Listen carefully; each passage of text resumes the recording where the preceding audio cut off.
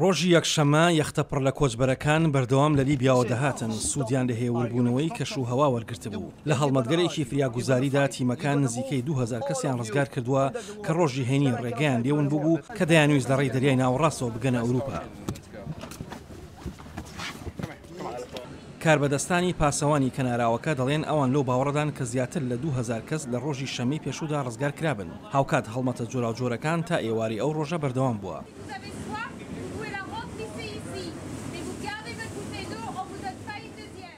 هەڵمەتەکانی فریاگوزاری فۆنێکس هەر لە بەرەبەیانەوە دەستی پێ کردووە کە کەشتێکی ویزگەی فریاکەوتنی گروپی فریاگوزاری کۆچبەرانن MOIS.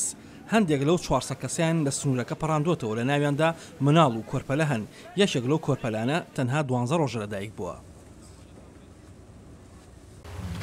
بە پێڕێکخراوی جیهانی کۆچبەران ئەم ساڵ تا ئەم سەروەختە نزیکەی 32,000 کۆچبەر لە ڕێی دەریاوە گەیشتوونەتە ئەوروپا. پتر لە 650 کەس گیانیانە دەستداوە یان ون بوون.